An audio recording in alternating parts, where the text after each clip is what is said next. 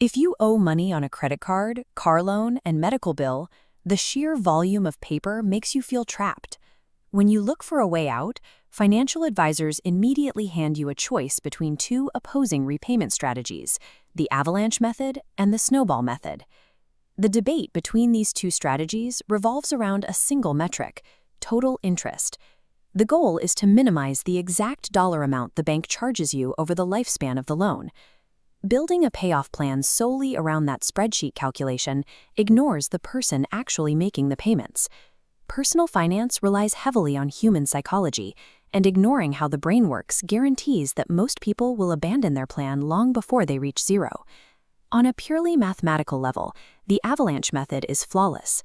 It is the most efficient way to eliminate debt. The rules are strict. You make the minimum monthly payment on every account you have, and you pour every spare dollar into the single debt with the highest interest rate. By attacking the highest rate first, you starve the most expensive debt of its ability to compound. You stop the bleeding at the source.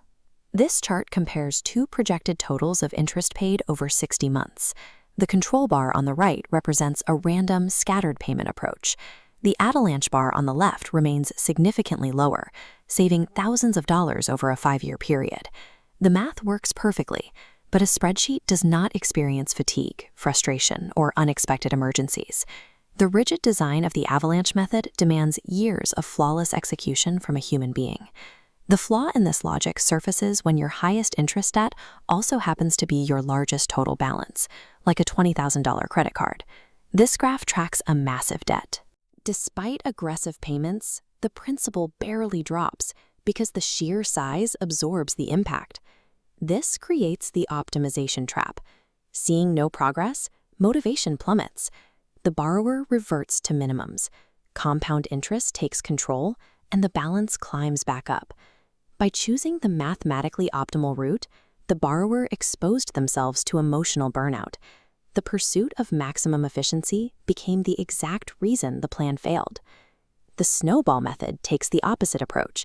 It requires you to look at your list of debts and completely ignore the interest rates. Instead, you isolate the debt with the absolute smallest total balance, maybe a $500 medical bill, and you attack it with every dollar you can find. This strategy relies on the behavioral science of quick wins. Eliminating a task entirely triggers a dopamine release in the brain.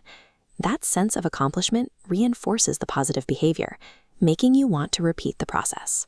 This diagram illustrates the method's mathematical roll-up mechanism. Once that smallest debt shrinks to zero, the previous monthly payment flows directly into the next smallest debt, accelerating how fast that second balance disappears. You will pay more in total interest using this method. It is mathematically inefficient, but it actively engineers your environment to keep your motivation high, protecting you from the urge to quit. Treating these two methods as lifelong competitors forces you to choose between your brain and your calculator. You don't actually have to pick just one. You can use a chronological hybrid method. For the first 30 to 90 days, you use the Snowball method to completely eliminate one or two small debts, securing early momentum and clearing out mental clutter. Once you have that psychological foundation built, you pivot. You switch to the Avalanche method for the remainder of the payoff marathon, directing your newly expanded payment power at the highest interest rates. Engineering your early success does mean you leave a few extra dollars of interest on the table during those first few months. The optimal personal finance strategy isn't the one that looks cleanest on a spreadsheet.